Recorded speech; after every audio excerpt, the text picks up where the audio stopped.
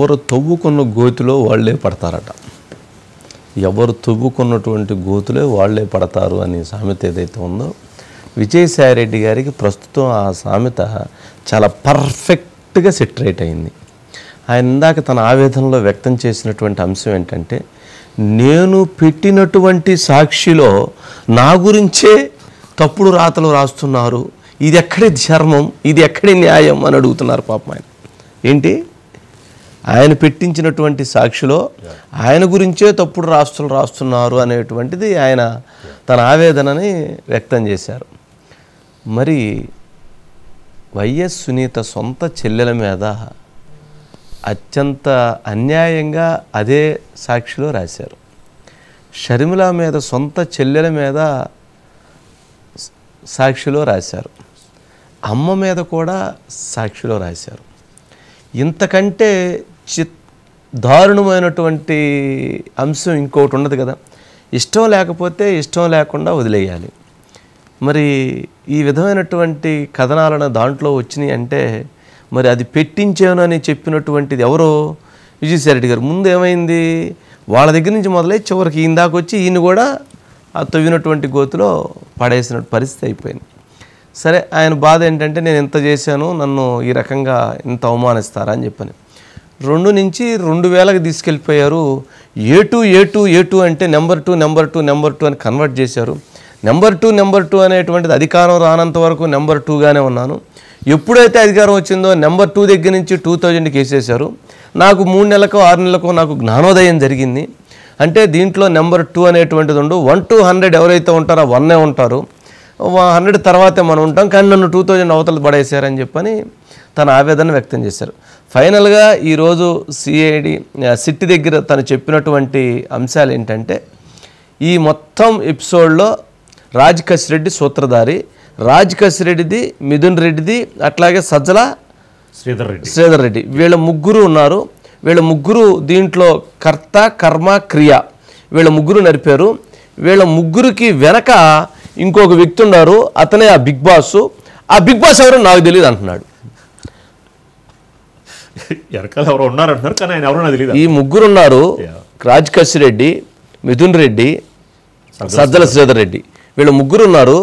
వీళ్ళ వెనకాల powerful big boss ఉన్నారు. ఆ బిగ్ బాస్ మాత్రం నాకు తెలియదు, నన్ను అడగొద్దు, ఆ రాజ్ రెడ్డిని అడగని అంటున్నారు. ఆయన ఏమన్నారు, 1 to 100 బిగ్ బాసే. నన్ను నెంబర్ 2 నుంచి ఏ2 నుంచి ఎత్తి 2000 పక్కన పడేశారు. అంటే వీళ్ళ ముగ్గురు వెనకున్న వ్యక్తి ఎవరు, ఆ వ్యక్తి ఎవరు చెప్పకనే ఆయన అన్నీ చెప్పాడు. ఒక అబద్ధాన్ని దాపెట్టాలి అని అంటే దానికి ఒక నిజాన్ని దాపెట్టడానికి 100 అబద్ధాలు ఆడటం ఎట్లుంటుంది కదా. ఈయన అదేదో ఇందాక చెప్పారు అజిత్ గారు, ఏదో భాగమతి అనే ఒక సినిమా ఒకటి ఉందట. ఆ సినిమాలో ఒక లేడీ చక్కగా మొత్తం చెప్తా వస్తుందట. ఏమని, నేను సీఎం గారి దగ్గర చేసినప్పుడు సీఎం గారు టెంపుల్కి వెళ్తుండే వాళ్ళు రేత్రి, నాకు తెలియదు తర్వాత అక్కడ ఏం జరిగేదని చెప్పేదంట. ఆ మైనింగ్ వాళ్ళు వచ్చి కలిసేవాళ్ళు, వాళ్ళు వచ్చి కలిసినప్పుడు ఏం జరిగిందో నాకు తెలిసేది కాదు, కానీ పలానా బ్యాంకు పర్సన్ మాత్రం వచ్చి కలుస్తుండేవాడు అని. ఇట్లా ఏదైతే తను చెప్పాలనుకున్నాడో చక్కగా అరటికాయ ఒలిసి చక్కగా మిక్సీలో వేసి చక్కగా జ్యూస్ తీసి చక్కగా ఇచ్చి తాయించినట్లుగానే చక్కగా జగన్మోహన్ రెడ్డి గారి యొక్క పనితనం గురించి, జగన్మోహన్ రెడ్డి గారి యొక్క గొప్పతనం గురించి, లెక్కర్ స్కామ్లో జగన్మోహన్ రెడ్డి గారికి ఉన్నటువంటి అవినాభావ సంబంధం గురించి, కసిరెడ్డి రాజశేఖర్ రెడ్డి, మిథున్ రెడ్డి, సజ్జల శ్రీధర్ రెడ్డి వెనక ఉండి ఆయన ఏ విధంగా నడిపించాడో పేరు చెప్పలేదు, ఊరు చెప్పలేదు, మిగిలిన అన్నీ చెప్పాడు. కానీ ఎన్ని చెప్పి నేను మాత్రం అమాయకుడిని, నాకేం తెలియదు అన్నాడు. ఆయన మాత్రం అమాయకుడే అని అనుకోవటం పొరపాటే. విజయసాయిరెడ్డి గారు అమాయకుడు కాదు. ఆయనకు ఉన్నటువంటి తెలివితేటలు అపారం. ఆ తెలివితేటలు లేకపోతే వాటిని సక్రమమైన మార్గంలో పెట్టున్నట్టయితే, నిజంగా ఆయన భాష చక్కగా మాట్లాడున్నట్లయితే, ఆయన వ్యవహరించినటువంటి విధానాలు చక్కగా ఉన్నట్లయితే, నిజంగా ఆయన పర్సనాలిటీ లేదా ఆయనకు ఉన్నటువంటి ఆ నాలెడ్జి ఆయన ఎక్కడో ఉండాల్సిన వ్యక్తే. ఇంత కాంప్లికేటెడ్ అవ్వాల్సిన వ్యక్తి కాదు.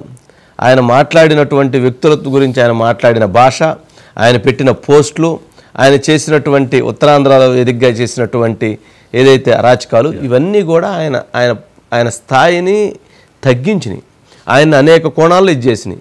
సాక్షి పెట్టించి మరి ఆయన మీద రాయించుకున్నాడంటే అది పెట్టించడం తప్పు కదా.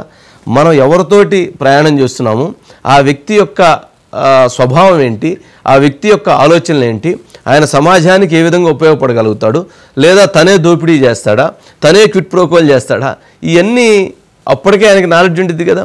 మరి జగన్మోహన్ రెడ్డి గారి దగ్గర వెనకుండి మొత్తం నడిపించింది నేనేం చెప్తున్నా కదా.